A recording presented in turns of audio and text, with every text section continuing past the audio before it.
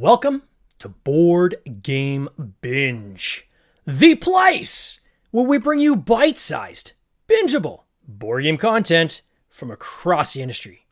I'm your host, James Staley, and in this episode, we're chatting with Kevin Levy, a game designer we recently signed at Tin Robot Games.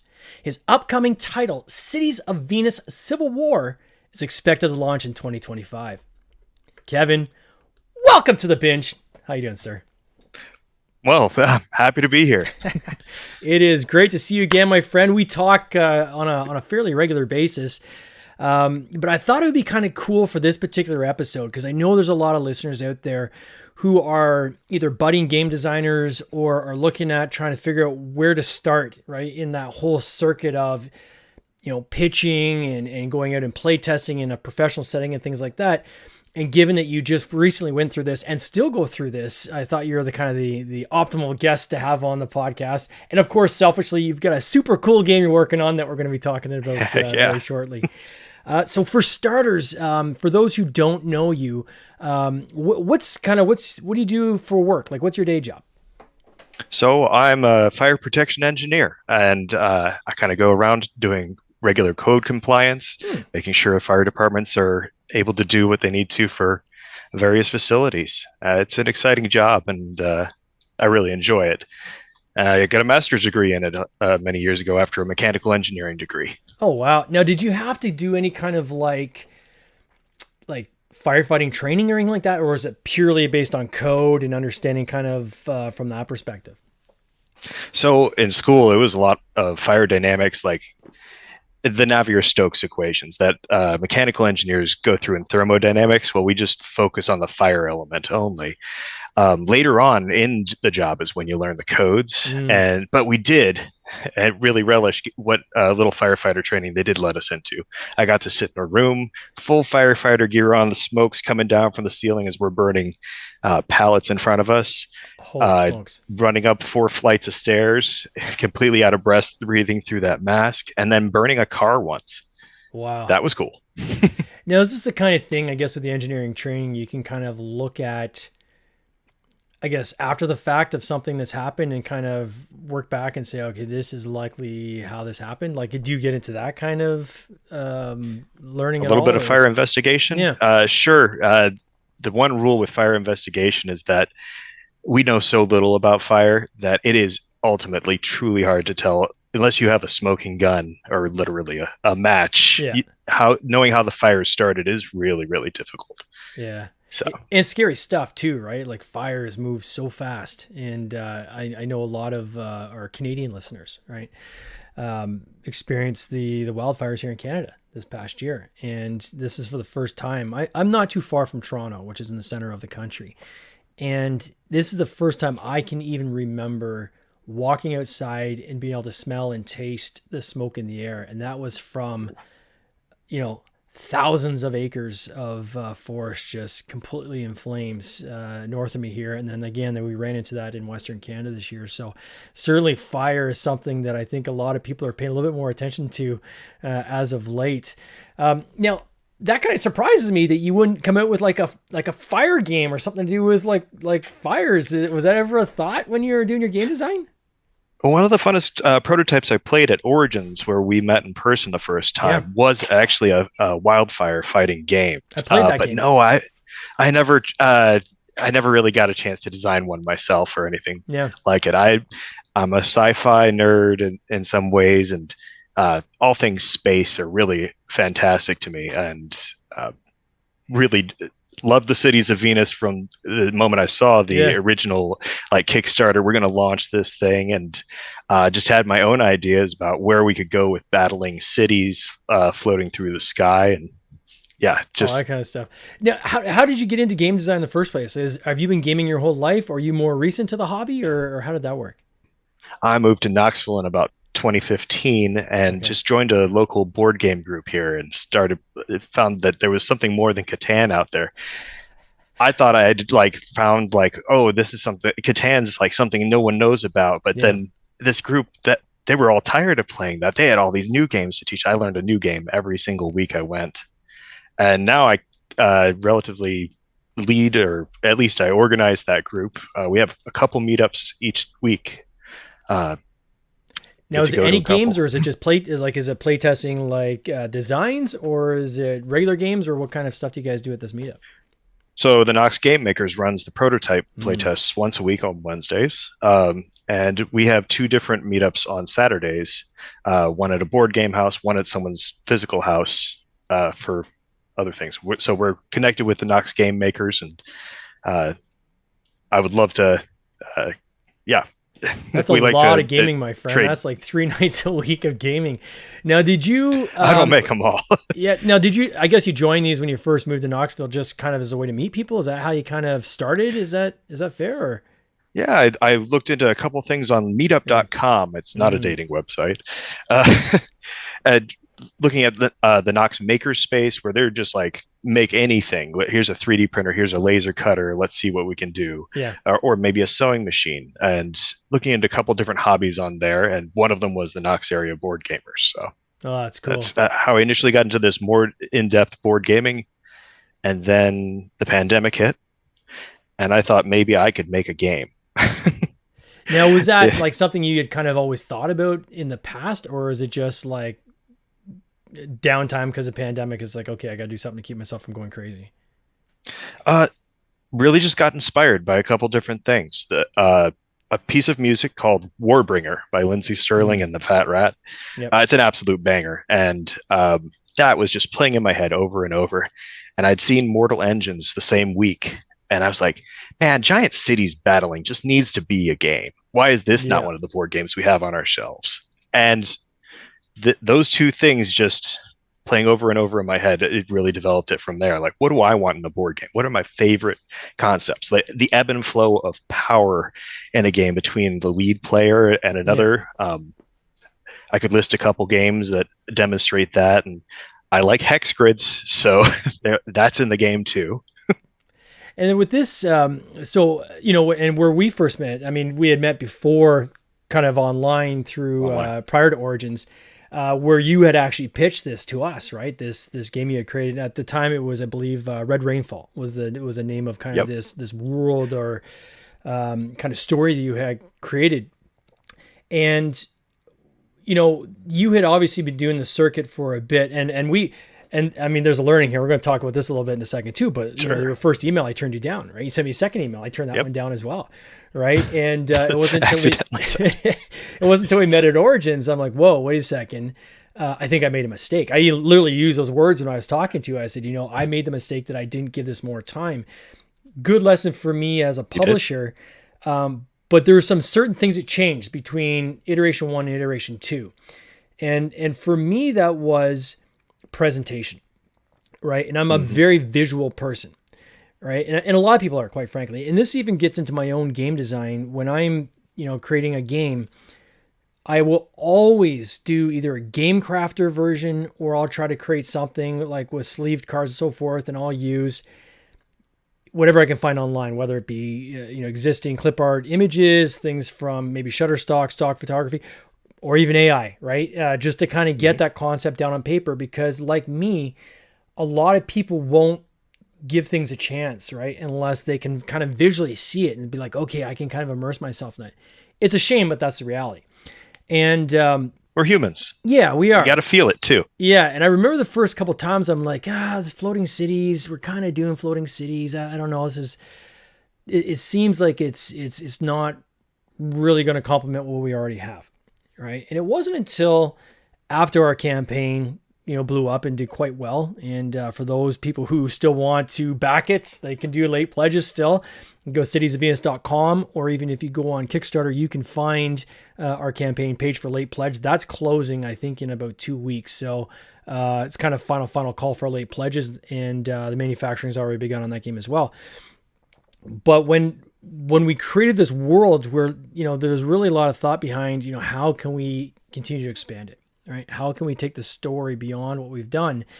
And I didn't want to do what the traditional thing was, where you see a lot of games that do well, they'll go and do an expansion where it's just something they kind of bolt on to the existing game that doesn't really add anything new to the game experience. It just kind of adds a little more variety and kind of refreshes the number of times you're going to play because maybe you've already played the game out.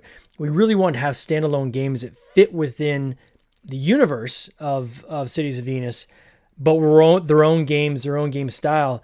And, Adam, my brother and game design partner, we both agreed that, if we're going to create other games in this universe, it has to be something that stands on its own and is a different play style than the ones that came before it. So, under that lens, and I'm going to show on the screen for those who are, and I see there are some people in the lobby here watching live, is I saw this image when I came and saw you in the playtest room. And you had, and you actually said, "Hey, James," I'm Kevin. And again, I was like, so many games around as we're in this Pro Spiel. And I looked at the game, I was like, whoa, what is that? Right. And we sat, and we played it.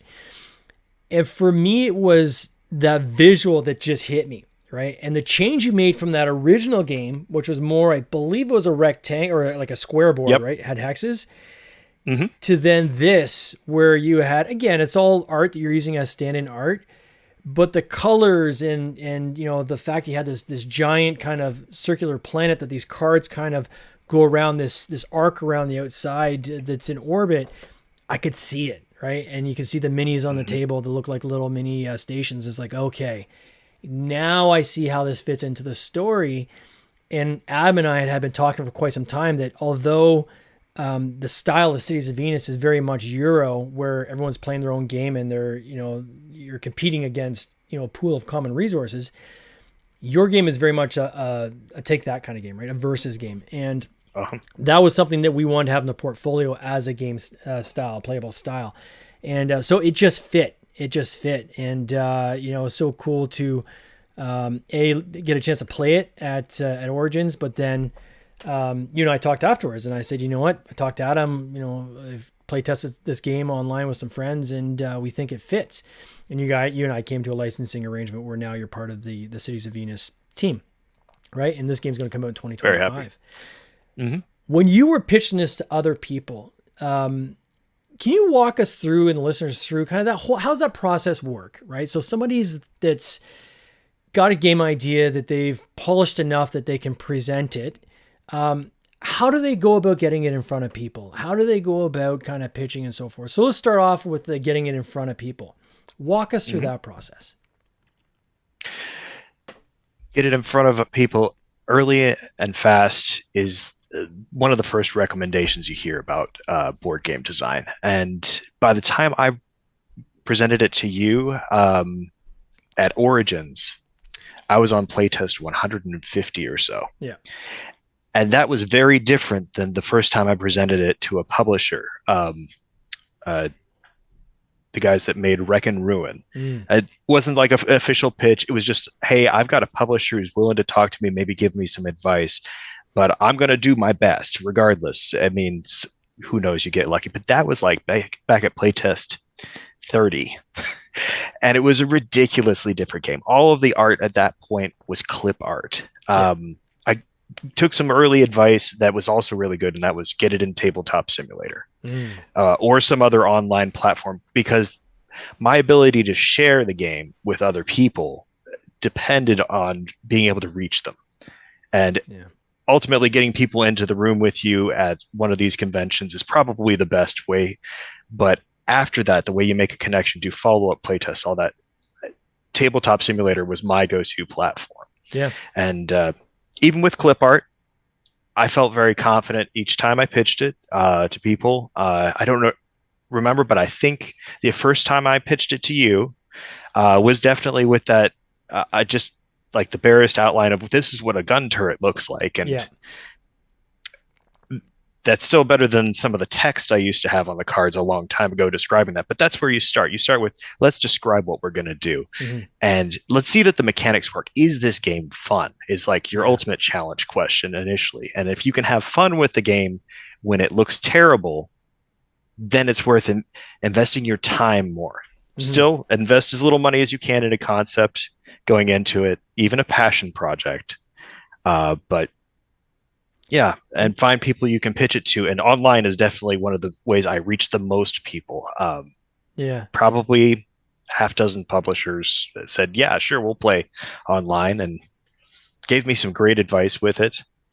the conventions are definitely the best place I went and got interaction with publishers. Though. And then without the conventions, is it like a pre-sign up list? So if somebody's like, say for the next, I think it was a Gamma next, one of those, like how do they go about it? They go on the Gamma website, or they go on the Origins or Gen Con website, and they look for what, like an unpub link, or for unpublished games, or how do they do that? Unpub is one of the best places I found for organized play throughs of your game, not a direct connection to publishers. I found that before a convention, looking at the list of publishers that are going to be there, and then reaching out to people specifically that have a catalog that is either similar to your game, or it's mechanics they would like, things like that. Each publisher is going to be entirely different in what they're looking for. Your concept of, we want a game with different mechanics than we've done before, is entirely different than the people who made Terraforming Mars. Yeah, they're looking for something similar to Terraforming Mars, but at the same time not Terraforming Mars. And my game had no hope of pitching to them because it was too duplicative ultimately of what they've already done. But not a Euro, which is what their audience is expecting. They make Euro games. They need a Euro. I think maybe I have a take that. Knowing your audience is important too, right? So that's a great way to say it. I was at Breakout Con, and there was a, and I think he was actually at Origins too. I think we ran into him at Origins too. And he had come up in, I can't remember his name, but he had pitched, came up and said, "Hey, I got a couple games I'd love to pitch to you." And first and foremost, I think most publishers are nice people and are fairly approachable, right? As long as they're not in the middle of fantastic. As long as they're not in the middle of trying to sell something to somebody who wants to buy their game. If they've got some downtime, they're more than willing to usually give you a couple minutes of their time. And I remember to this individual, I said, I need you to, it's got to be rapid fire though. So bring over your 1-page pitch sheet and take me through the pitch. And it's like, it's the elevator pitch, right? And it has to start there, because if you go too deep, you're going to burn someone's time who may not be a right fit. So the one game was like this kind of educational type game about, I think it was about bugs or something, but it was an educational game, and that's not what we publish. So right away I said, okay, what else you got? Like I cut him off and I said, what else you got? And I'm going to explain why I cut you off in a second, but show me your second game. You showed me the second game, wasn't a fit either. And what I said to the individuals, I said, my portfolio is, we have the games that we launch under Tin Robot Games, and it's even on our website. It's gateway type games. You got to be able to teach somebody in 5 minutes or less. It's something that plays, anywhere from 1 to 6 players, hopefully a higher player count, and takes roughly 45 minutes to an hour. That's the Goldilocks zone of what we're looking for. And I said, but I do know a publisher that does publish these type of games, and let me put you in contact with them. And I put him in contact with this other publisher, and he was thankful, and he went and reached out to the publisher. So it's not necessarily bad to talk to a publisher if it's not necessarily a fit with their portfolio. But in a case like that, you want to research what the publisher is, right? So I'm going to Essen in a couple of weeks, and I've already got a couple of emails where a person said, "Hey, we want to bring our game by to show you." And right on their box, it says 2 to 5 years old. Well, it's clear they don't know anything about Tin Robot Games. That's what they call like a spray and pray, right? They're just hitting as many people as they can and hope that they're getting the right zone. They would be better to come by the booth and say, "Hey, I've got a game that plays for ages 2 to 5. I know that's not within your portfolio.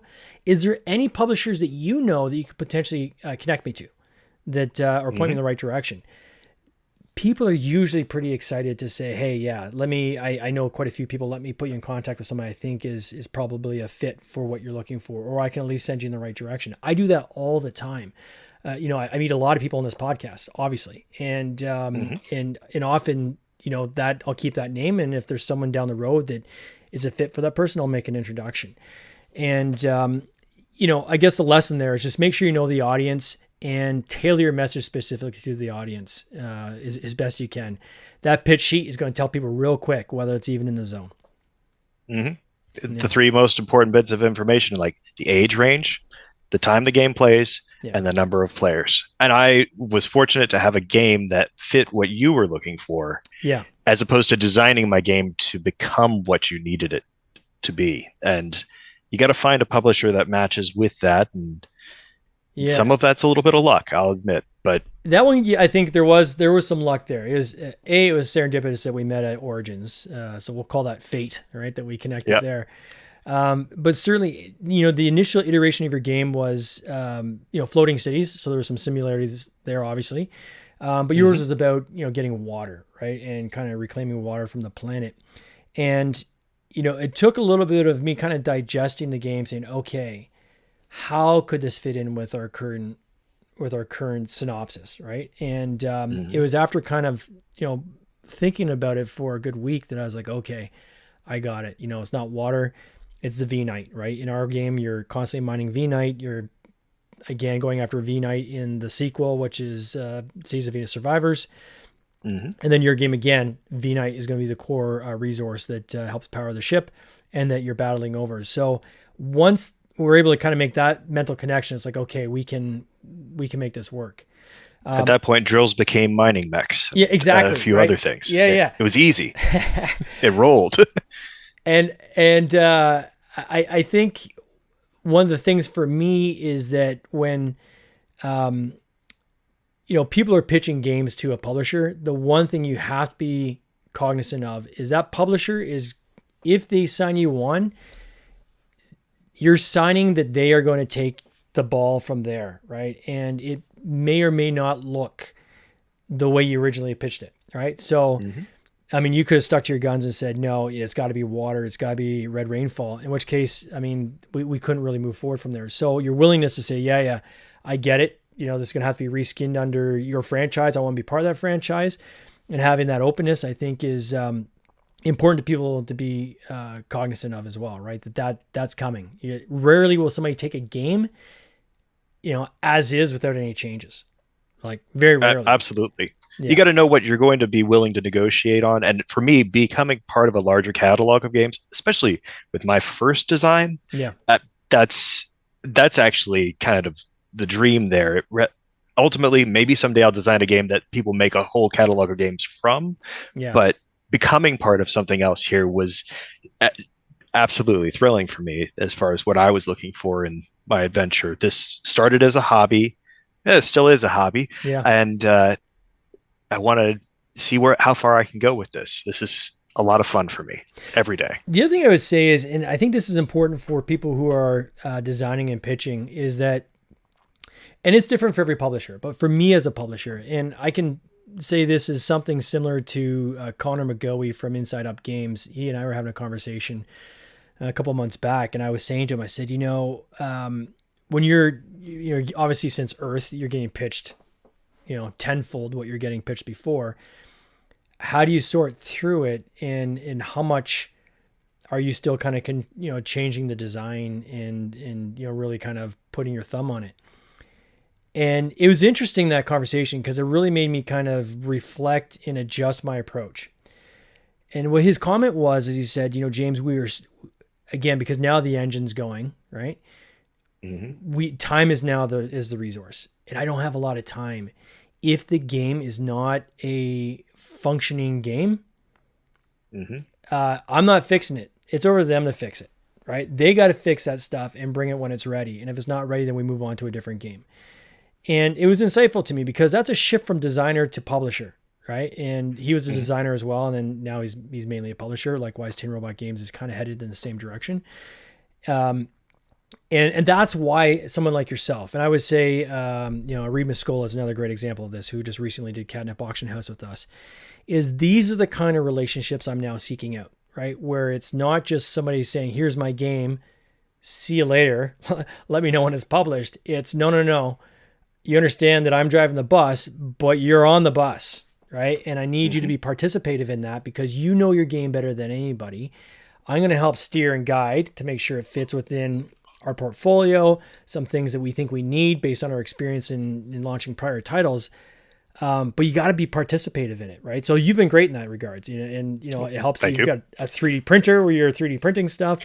You're probably one of the fastest people I've worked with in terms of turning things around quick. There it is right there. There's a little city of Venus right there. That's amazing. He gave me the model, and like the next day I had this out because, well, I wanted one. Yeah, they look cool. For people who are listening, Kevin just held up to the screen. We had the city from our box.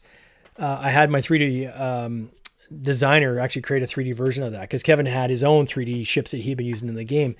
So we had the STLs made, and of course he's got a printer, so he cranked out some copies right away. I'm still waiting for mine to arrive. I checked the mailbox again today; it wasn't there, but when it comes, we're going to paint it up, and I'll get it on my shelf behind me. But that's helpful, right? Having someone that's saying, "Hey, I can turn some things around quick." You and I'll talk about the player board design, and we've had a lot of discussion around that. I don't have to do it. You're going and making those adjustments and tweaking and play testing with your group and finding out if it's working. So that is incredibly helpful. So I want to thank you for that. And that would be the advice for other designers out there as well, that the more you can bring to the table, and most designers, I think the reason why they're not self-publishing is because they want to go with a publisher who already has the following, the email lists and all that. And, they're going to piggyback on that. But you can't just kind of punt the ball and then move on. There are some people that do that, but the more participative you can, especially with smaller publishers, it's much, much more helpful. So that being said, as a designer, what else can you talk about? Like, I know you're working on Cities of Venus, Civil War, but is there anything else you can talk about that you're working on aside from that? Well, I am ADHD, so I found ways to motivate myself over the years. And when I need to procrastinate one thing, I do something else and basically sometimes Cities of Venus is what I do to procrastinate other things, and then sometimes other things are that. So I recently designed came up with an idea for a concept that I don't think we've seen before. This is an instantly resettable timer that as time runs out, the sand is running off center down here, and the whole device eventually, after it goes far enough, tips and rolls, alerting everyone at the table that it's gone off. Also, just by the nature of it, it uses a counterweight in order to shift how much time it takes for that to become off balance. I could see any number of games with existing timers being improved by this, and I'm trying to find the best way to pitch this, as I've now invented a toy and I need a game to go with it, or I need other games that already use it. So I've tried my hand at a couple things. I'm talking to Hasbro, and that's going to be a no-go for them. They've already got like digital versions of Pictionary out there. They don't need more gimmicks. They've got their gimmicks. So